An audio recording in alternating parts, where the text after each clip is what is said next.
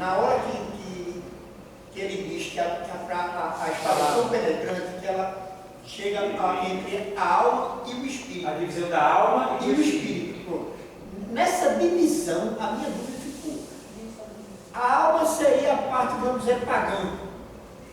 E na hora que a espada entrou, que é a palavra, ele despertou o Espírito Santo.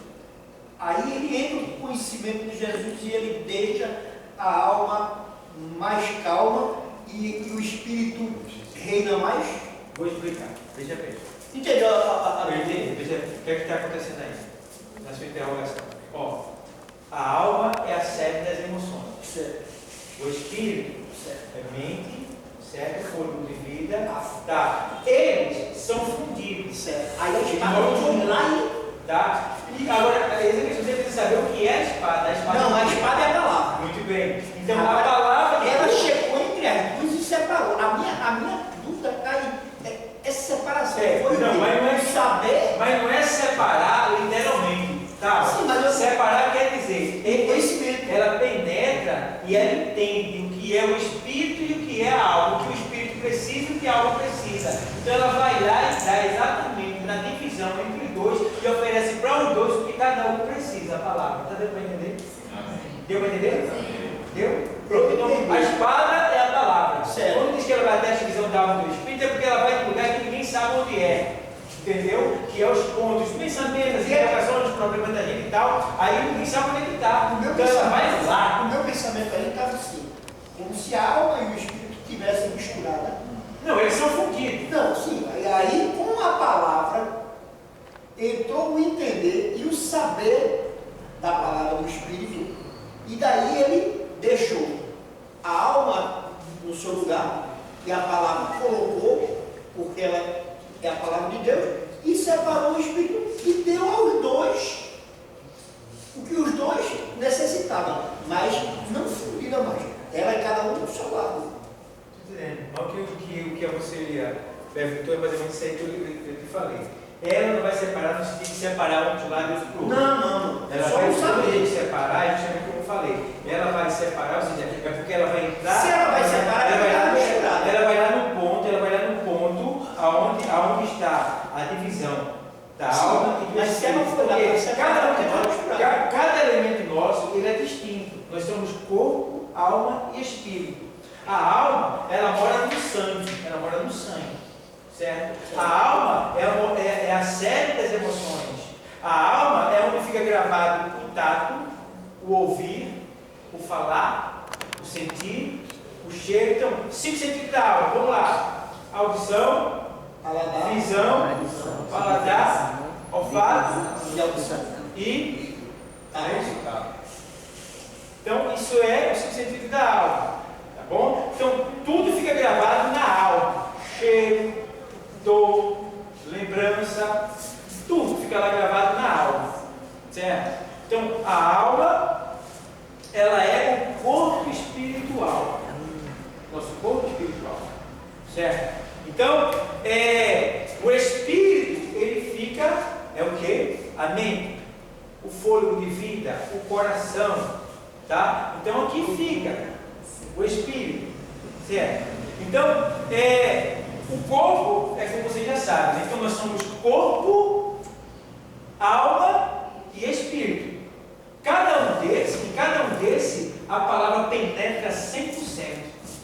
Ela vai 100% no espírito, mente, coração, caminhos, ideias, vai de 100% lá. Ela vai 100% na alma, para curar a alma, porque a alma não fica, a consequência é que sofre o pecado, é a alma, né? Porque o Senhor veio buscar e salvar aquilo que se havia perdido, que foi que se perdeu, a alma do ser humano, tá? Ela vai 100% na alma e também vai 100% no corpo.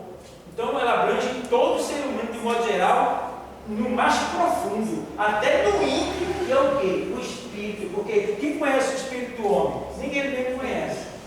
De certa forma não. Porque tem coisas que eu penso que eu nem sabia que eu ia pensar. Deus já sabia. É isso? Então, por aí. Certo? Eu posso me conhecer assim, em algumas premeditação, mas na verdade eu não me conheço. Porque o Senhor disse que enganoso é o coração, mais do que todas as coisas, e perverso nem o conhecerá. Então, está dizendo que nós não nos conhecemos. certo? Nós somos um fator surpresa.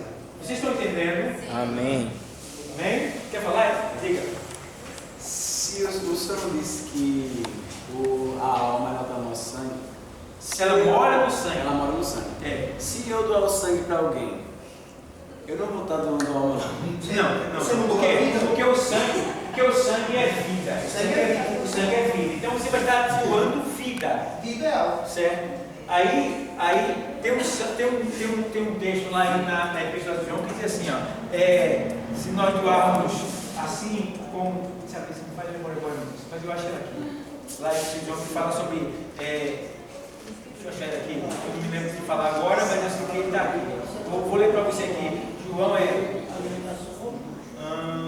aqui. Vou achar para você, só um minutinho, tá? Só um minuto, vou achar para você. Aqui ó, deixa eu ver aqui. Conhecemos a caridade nisto, 1 de João 3 e 16. Conhecemos a caridade nisto, que Ele deu a sua vida por nós. Ele quem? Jesus. E nós devemos dar a vida pelos irmãos. Veja esse texto aqui. 1 João 3 e 16. Conhecemos a caridade, que é o amor. Conhecemos o amor. Ele diz aqui. Conhecemos a caridade nisto, que Ele deu a sua vida por nós. Você sabe que lá no Salmo ele diz assim, olha, como água derramou-se, verteu seu coração, sua alma secou-se. Então, Jesus na cruz, a alma dele secou-se. Esse texto de lá no Salmo. Aí, o que quer dizer isso aí? O sangue não desceu no rio? Entendeu? Sua alma secou-se. E vai. Então, aí vem, conhecemos a caridade nisto, que Ele deu a sua vida por nós. Vida pode também se comparar à alma. E nós devemos dar a vida pelos irmãos. Então, o testemunho de Jeová, ele já se perde aí também. Já é um texto para você refutar. Porque aí Pode passar, né? pode, vai. Não, Aí pode. eu Ele não quer, não, trazendo de pode. Ele não pode. Eu já fui. Aí pode. Certo. Então, quem ama, dá a vida. Entendeu? Então, se Deus deu a vida do seu filho, por que eu não posso dar também a minha vida para o meu irmão? Entendeu? Então, tem esse ponto aí, pessoal. Vamos lá? Aí, sim, o painel foi no texto, foi de 14. Então vamos lá. Agora deixa eu explicar aqui, vou ir para aqui um pouquinho para o quadro, porque como a gente está falando aqui, eu já li esses versículos do texto que a gente está aqui em cima, que é a introdução da homilética, não é isso? Então, no que diz respeito a 2,37, lê Atos 2,37, só para ter uma dúvida de vocês. Não dúvida não, que ele me perguntou nada, mas eu vou dar essa base para vocês, quando alguém, de alguma maneira, tentar introduzir uma heresia para vocês em relação ao Espírito Santo. Lê aí Atos 2,37, 38. 37 e 38. Diz assim: E ouvindo eles isto, compungiram-se em seu coração. E perguntaram a Pedro e aos demais apóstolos: Que faremos, irmãos?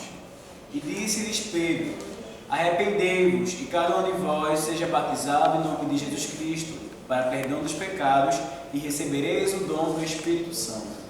Lê mais. Porque a promessa vos diz a respeito. Esse é o 39, né? Isso. 39. A vossos filhos e Porque todos a promessa vos diz respeito a vós, a vossos filhos e a todos que estão longe, a tantos quantos Deus nosso Senhor chamar. Meu Deus, vê só. Isso aí é a promessa do revestimento de poder do Espírito Santo. Porque tem pessoas que não acreditam no revestimento de poder, que é o batismo. Não acreditam.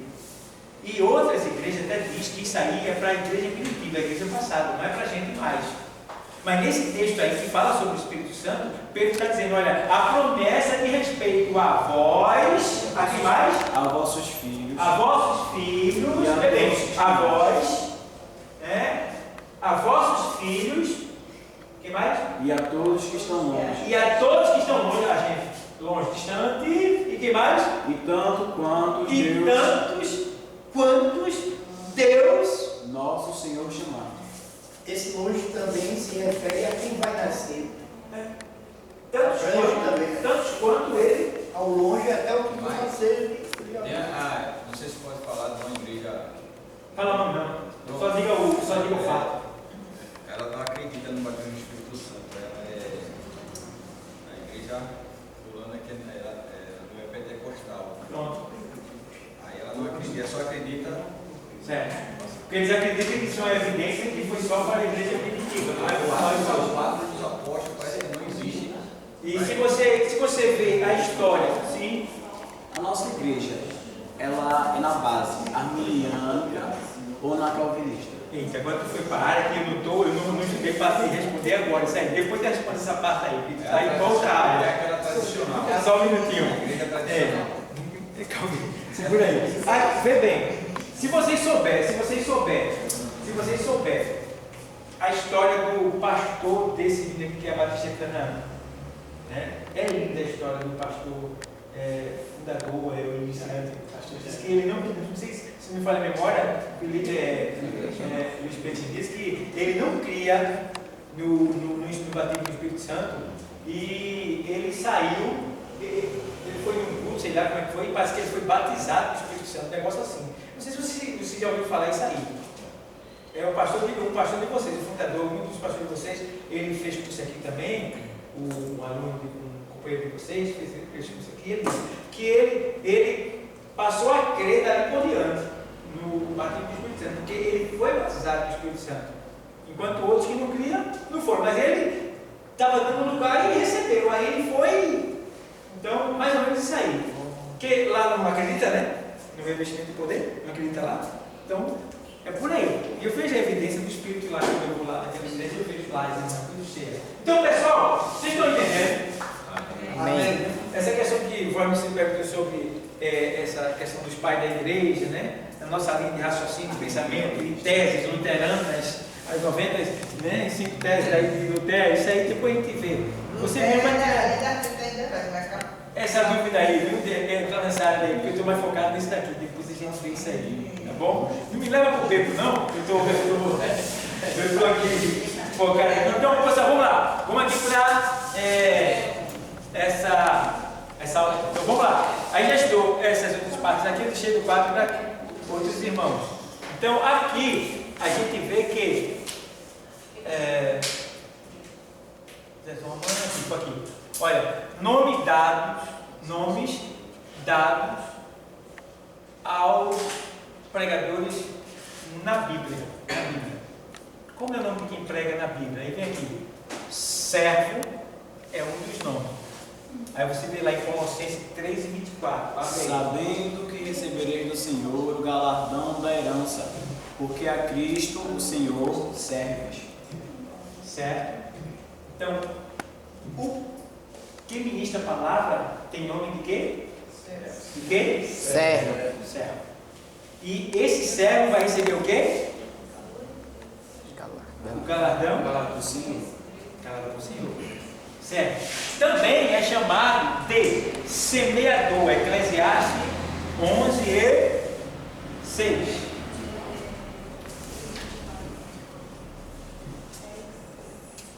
Pode ler. Pela manhã, semeia a tua semente, e à tarde, não retires a tua mão, porque tu não sabes qual prosperará, se esta, se aquela, ou se ambas serão igualmente boas. Ó, pela manhã semeia, né? Isso. A tua Semente. E pela manhã, ou seja, quer dizer o quê? Que acorda logo semeando. A semente é o quê?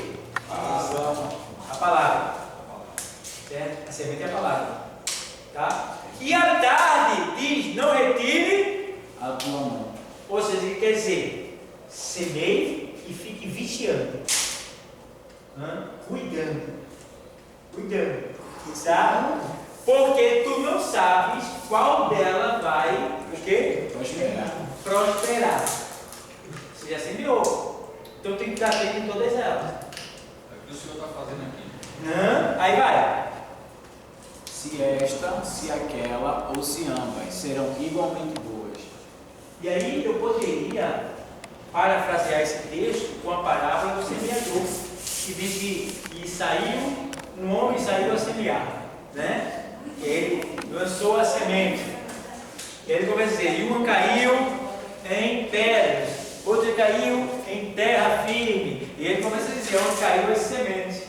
Parafraseando, isso chama-se hermenêutica. É você ler a Bíblia, para quando você falar um texto aqui, você já se lembrar daquele outro lá. E aí, por exemplo, aí está no Antigo, mas as pregações de hoje têm que terminar no Novo Testamento. Então eu vou lá, pego do Antigo e trago para o Novo, e do Novo eu vou embora por ali, pelas cartas, daí vai. Jogar a rede. Jogando a rede, semeando a palavra. Porque a rede também simboliza a palavra. Eu poderia classificar quando eu fosse para o mundo pregar aquele que eu resgatei. Eu tenho que acompanhar ele também na igreja no início. Seria o dever de quem ganha uma vida para Cristo é cuidar dela. Infelizmente a gente falha muito nisso. A gente falha muito. porque ele confiou em mim. Então é aquela como eu a gente vai cuidar a dele. palavra é uma semente. Se você souber plantar, ela vai brotar. Se não, ela vai morrer. Isso. Então você tem que estar ali com aquele cuidado. A gente falha muito, muito. Olha, não agora eu faço a linguagem de um colega meu, que ele assim, ó, é muito demais mesmo. Ele dizia, muito demais mesmo. Porque a gente é muito nessa área. Se a gente cuidasse mais das almas que a gente ganha, nós teríamos mais pessoas vivas na igreja. Certo? Então, ó, voltando para lá para o assunto. Aí aqui a gente vê, ó, embaixador, 2 Coríntios 5:20. De sorte que somos embaixadores da parte de Cristo, como se Deus por nós rogasse. Rogamos-vos, pois, da parte de Cristo, que vos reconcilieis com Deus. Veja, você que é um pregador é chamado na Bíblia de um embaixador. O que é um embaixador? Alguém que é mandado para outra nação para representar o seu país. Que quer dizer que nós estamos aqui, mas não somos desse país, nós somos brasileiros. Nós somos da pátria céu, nação celestial. E nós estamos aqui e somos embaixadores aqui, porque nós aqui representamos o nosso país lá. Certo? Então, um dos nomes dados a quem prega a palavra é embaixador. Ele representa o seu país aqui nessa terra, nesse país que a gente está. Por isso ele falou que o meu reino não é dessa terra. Muito bem. Está vendo que eu estava aprendendo hermenêutica já. Aqui, agora, vamos lá. Testemunhas, Atos 1:8. Mas receberão poder quando o Espírito Santo descer sobre vós, e serão minhas testemunhas em Jerusalém, em toda a Judéia e Samaria, e até os confins da terra. Isso não é versão Almeida, não. Não. Porque no meu coração, na minha mente, está Almeida. Que eu li ela, né? Quando tu fala de serão, aí lá eu li sereis. Né? Bota no meio. Aí vai. Aí ele vai lendo lá, e no meu computador tem outra linguagem. Aí eu fico achando que, mas é por aí. Não estou entendendo, pessoal, é outra linguagem. Aí vamos lá. Aí ó, mais sereis, né? Não é?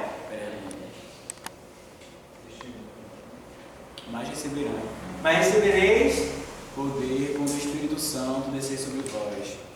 E quando o Espírito Santo descer sobre vós. Isso. E serão minhas testemunhas em Jerusalém, em toda a Judéia e Samaria e até os confins da terra.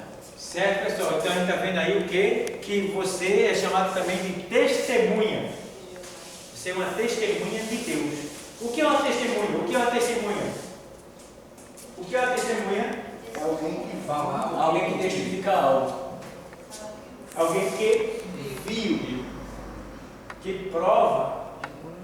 Certo? O que foi que você viu? palavra no livro sagrado. Mais o que? Só isso não vai convencer o pecador. Palavra também diz palavra. Foi a primeira palavra. Foi o que você viu? Milagre. As maravilhas de Deus. As maravilhas de Deus. Quais delas? Milagre. Vem no cego. Que milagre? Vendo Lázaro sendo ressuscitado. Alguém vai dizer o quê? Libertação. Na Bíblia? Na Bíblia, meu irmão. Na Bíblia, tu estava lá? Está entendendo? Ele vai dizer assim: tu estava lá? Quero saber agora. O que é que te faz ser crente? O que é que te convenceu? Por que você é crente? Por que você vai para a igreja? O que foi que você viu? Deus. O amor. Você viu Deus? Mostre-me ele. Você viu o vento? Não, mas sim ele.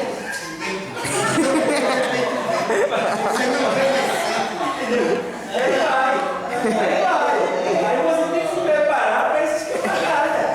Porque você vai dar uma e vai dar outra. Entendeu? Aí ele vai dizer, mas o vento tem forma? Aí, Mas o vento você não vê, mas sente. mas sempre. Deus. Aí ele vai dizer, mas Deus é homem, mas irmão, Deus é espírito. Né? Deus é Espírito, mas formalizado em Cristo. Cristo é filho. Ele dizia que ali vê o Pai. Olha, o negócio é sério. No amor, O negócio é sério, irmão. ele vem no Você amor. pegar o camarada também, conhece a Bíblia mesmo, você está de lá e está de cá, está de lá e está de cá. Tem Bíblia. Tem Bíblia. Eu tenho não. Hã? Eu não tenho. Não é pensando aqui. Então, pessoal, ó, vocês podem ver, isso aí é o que você vai enfrentar lá fora. Sim, aqui, ser testemunha. Aí vamos lá.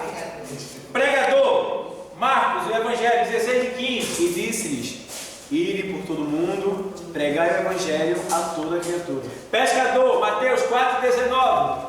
E disse Jesus: sigam-me, e eu os farei pescadores de homens. Pescador. Quando eu fui chamado para ser. Minha primeira chamada foi para auxiliar. Aí, como foi que Deus me revelou? Revelou o meu pastorinho lá em casa, batendo na porta, dizendo, com a vara, dizendo: vamos pescar? Aí eu, fui chamado para o ministério.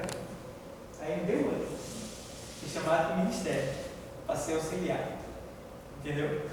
Então, um dos nossos nomes é pescador.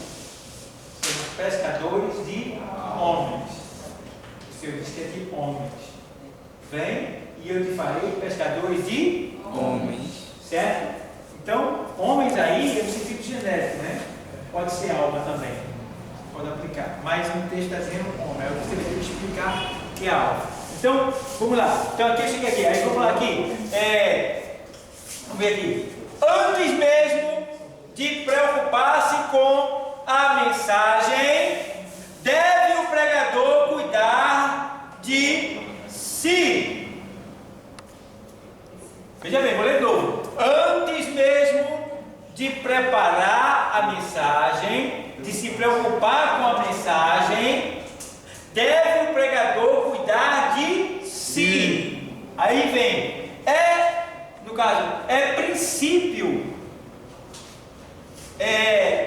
inegável, é princípio inegável que aquilo que ele faz depende do que ele o quê? É. Então, aquilo que você faz depende do que, aquilo que ele prega, aquilo que ele faz, aquilo que ele depende do que ele é. Então, é o tipo da coisa. Eu vou pregar sobre roubo. Como eu posso pregar sobre roubo se eu roubo também? Entendeu? Então, aquilo que eu estou fazendo, aquilo que eu estou indicando, que eu estou mandando fazer, depende do que eu. Porque ainda que seja a palavra de Deus, se eu mando tu fazer uma coisa que eu não faço, não vai surtir efeito. Não vai surtir efeito. Se bem que Jesus disse que receba. Mateus 23, ele diz assim: olha, os escribas e fariseus se assentam na cadeira de Moisés. Fazei tudo o que eles vos mandam fazer, mas não procedeis conforme as suas obras, porque são maus. Quem são os escribas? Os copiadores da Bíblia, que fazia a Bíblia na pena, escrevia a Bíblia. Quem são os fariseus? Os religiosos, os maiores religiosos da época. Então, Jesus está dizendo: olha, esses dois homens, esses dois tipos, essas duas religiões, esses dois povos se assentam na cadeira de Moisés, que era uma cadeira de pedra que ficava em frente à casa da sinagoga. Então, dali eles faziam os julgamentos no que diz respeito acerca da lei. Então, tudo que era de julgamento por blasfêmia ou alguma coisa parecida, né, eles faziam o julgamento daquela cadeira de pedra. Aí ali se assentam os escribas e fariseus para julgarem. Então, tudo que ele manda fazer, façam, só não façam o que eles fazem. Então, quer dizer, eu posso até, digamos que, roubar, matar, e eu usar a palavra de dizer para rapaz, não mate, não roube, e você vai dizer, mas tu não rouba e não mata, e não aceitar a palavra. Mas se você receber a palavra, você vai estar citando bem. Porque veja o resultado de quem mata e de quem rouba, que é a pessoa que está pregando para você. Ela não tem autoridade, ela não tem moral. Será que ela é feliz? Entendeu? O que eu quero dizer com isso aí? Porque algumas pessoas na igreja que você fala assim, fulano é crente, quer pregar isso e isso, tudo bem. Fulano é crente, é assim assado e quer pregar isso, tudo bem. Ele é troncho, mas a palavra não. Está entendendo? Por que é? Só um minutinho. Por que é que uma pessoa que não tem vida com Deus, mas tem autorização para ministrar uma palavra, para estar dirigindo uma igreja, e ele dá a palavra e as pessoas creem que são e recebem a bênção? Por quê? Porque o negócio de Deus não é com o pregador. O negócio de Deus é com a sua igreja. Palavra. O negócio de Deus é com a sua palavra. Entendeu? Assim será a palavra que sair da minha boca. Isaías 11, 55, 11.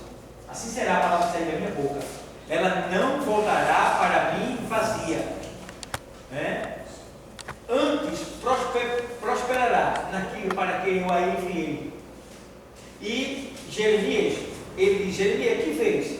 Ele diz, veja uma vara de amendoeira. E o Senhor diz, viste bem, porque eu velo para fazer cumprir a minha palavra. Velar quer dizer, ir atrás e fazer acontecer da maneira que foi falado. Está entendendo? Então, Deus, falando essa linguagem para vocês dizer, ele é escravo da sua palavra. Eu chego a falar de maneira extrema, a extrematizar, digamos assim. Eu digo, Deus é escravo da sua palavra. O que eu quero dizer com isso? Eu quero dizer que Deus, quando a palavra de Deus é ministrada e alguém recebeu ela, é como se você prendesse Deus a você. Você prendeu Deus, Deus está prendendo você. Por quê? Você segurou ele é o quê? A palavra. Então ele vai ter que fazer acontecer para poder se livrar de você. Ele tem um compromisso com você. Então Deus é escravo da sua palavra. Fala, Deus. Essa passagem que o senhor estava falando, nessa expressão, está com uma passagem de Zaqueu, né? Ele, cobrador de impostos, roubava, tudinho, e a palavra ela penetrou e ele acabou devolvendo o dobro do que ele roubava desse pessoal. No caso é a conversão de Zaqueu, né? Mas Zaqueu não era um pregador. Ele passou a ser apenas. Não, mas da forma como o senhor falou, roubando, ele dá uma forma como fosse de testemunho, né? Porque no caso aí, a interpretação do que eu estava falando quer dizer o seguinte: eu estava falando que realmente ministra a palavra e age de maneira contrária. No caso de Zaqueu foi um homem que se converteu dos seus pecados, entendeu? Então, dali por diante, não diz que Zaqueu era um pregador, se bem que a vida dele foi uma pregação. Porque o que ele fez serviu de exemplo para muitas pessoas, não é isso? Mas não cai bem para o lado dele, no sentido hermenêutico, não leva muito para essa coisa, leva para outra área, entendeu? Estamos aqui aprendendo, então a gente deve realmente lançar nossas dúvidas na aula. Quem quer falar? Fala. E tem gente que diz que quando a pessoa não tem uma vida consagrada diante de Deus, já se uma vida meio errada, quando prega, está pregando, Deus não usa assim. Bom, eu não sei que sentido essa expressão usa. Assim, na palavra. Usar. Porque usa. Nesse sentido usa. Porque eu já. Por exemplo, tem pastores que são maçons. Eles são pastores. Estão administrando igrejas por aí. Maçom é uma seita. Eu não posso falar muito aqui porque eu estou ao vivo, mas é uma seita. Se você for lá pesquisar o que é, você vai ver que Entendeu? Digamos, maçom é o primeiro poder mundial financeiro. Eles mandam em tudo. Todo o poder financeiro pertence à maçonaria na Terra. Só para você ter uma ideia. E outras coisas mais. Certo? Então, tem pastores que são maçons. Eles estão na igreja e fazem parte da maçonaria. Veja bem, de uma seita. E as pessoas, a igreja cresce. Pessoas são curadas, abençoadas. É como já falei. O problema, o negócio de Deus não é com ele, é com a palavra. Certo? E outra coisa, quando se abre a Bíblia, eu não falo mesmo, eu falo que está aqui. Então não tem. Certo? Deu para entender, pessoal? Amém? Aí, ó, como eu falei aqui, aí ele deve se preocupar com aquilo, com aquilo que ele vive, da maneira que ele vive, né? Então, aqui, ó, daí as recomendações de Paulo a Timóteo, quando ele diz lá em 1 Timóteo 4:16, atende bem para a sua pode ler. Atende bem para a sua própria vida e para a doutrina, preservando nesses deveres, pois, fazendo isso, você salvará tanto a si mesmo quanto aos que te ouvem. Tem cuidado de ti mesmo e da doutrina, persevera nessas coisas, porque fazendo assim, salvarás tanto a ti como aqueles que te ouvem. Certo? Vê bem. Tem cuidado de ti mesmo. Tá? Você está se cuidando? Esse texto aí você pega e faz uma pregação só dele. Tem cuidado de ti mesmo. Você tem esse cuidado? Porque tem gente que não se cuida, né, irmão? Sabe pregar para os outros, mandar os outros, mas não vive o que manda. Né? Não gosta de tomar banho. Né? Usa uma roupa 3, 4 vezes, mesmo que não tenha visto que é relaxamento. Não é isso? Não corta as unhas. Não escova o dente direito. Né? É um bafo de boca infeliz. Né? Uma cartinha de chuvaco danada. Né? E aí, irmão, vem para a igreja. E às vezes a pessoa fica distante, depois fica reclamando que fulano tem preconceito, tem isso, tem aquilo. Mas você tem esse cuidado ao ponto de uma pessoa se sentir bem quando se aproximar de você? Daí vai. Tem cuidado de ti mesmo. Aí. E da doutrina, a palavra de Deus. Você tem colocado em prática na sua vida? Você tem evangelizado? Você tem orado? Você tem se consagrado? Você tem lido a palavra? Você tem obedecido? E da doutrina? Você tem vindo à igreja? Você tem se envolvido com as coisas de Deus? Você está em comunhão com seus irmãos? E da doutrina? Aí vai, persevera nessas coisas. O que é perseverar? Continuar, ser insistente. Não desistir, não desanimar, não retroceder, não voltar atrás. Persevera nessas coisas. Que coisa? A doutrina e o cuidado consigo mesmo.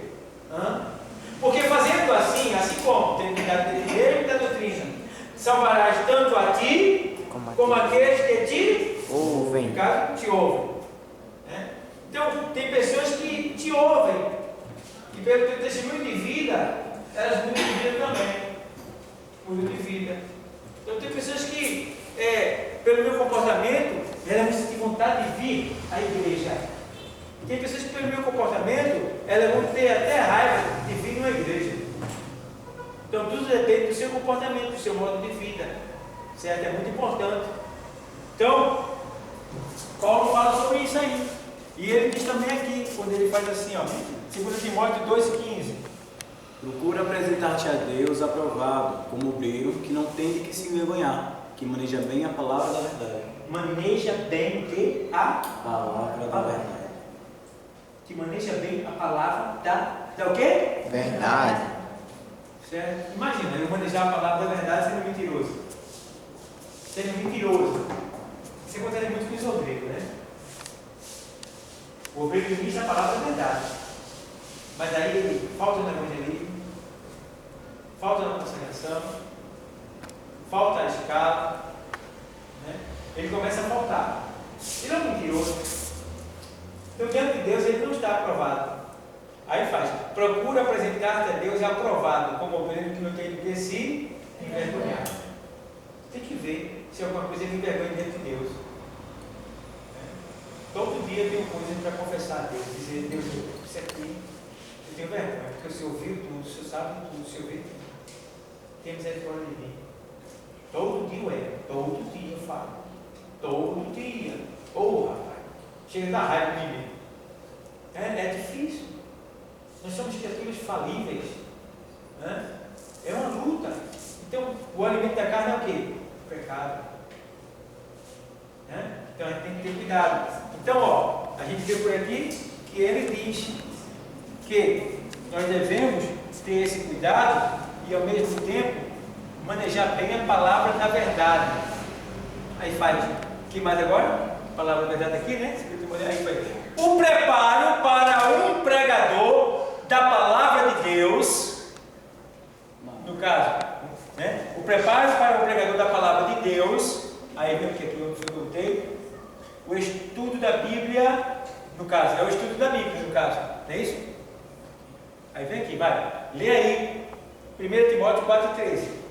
Persiste em ler, exortar e ensinar, até que eu vá.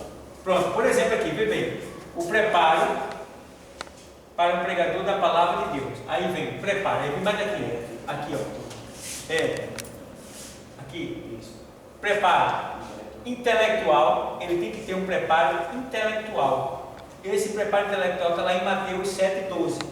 Portanto, preparo intelectual. Você tem que ser intelectual. O que é intelectual? Uma pessoa que gosta de ler. Gosta de cultura, gosta de ler jornal, gosta de ler livros. Tem que ter intelectualidade. Lê aí. Portanto, tudo que vós quereis que os homens façam, fazei-lhe também vós, porque esta é a lei dos profetas. Tudo que vós quereis que os homens vos façam, fazei vós também. Então, aquilo que eu quero que faça comigo, né, aquilo que eu não quero que faça comigo, eu não vou fazer com os outros. Eu vou fazer com os outros. Deixa eu explicar melhor aqui. Aí vem aqui agora. Preparo intelectual, Mateus 7,12. Aí vem psicológico, Mateus 11,28. Vinde a mim todos que estáis cansados e oprimidos, e eu vos aliviarei. Não é isso? Tomai sobre vós o meu jugo, e aprendei de mim que sou manso de coração, e encontrarei descanso para a vossa alma. Aí vai até o 30, não é isso? Mas o 28 é: vinde a mim todos que estáis cansados e oprimidos. Entendeu? Então, preparo psicológico é você ir até Deus. Você precisa ir até Deus. Você precisa conversar com Ele, contar para Ele as pressões, as dificuldades que você está sofrendo. E Ele diz mais aqui assim, ó, Efésios 6:10.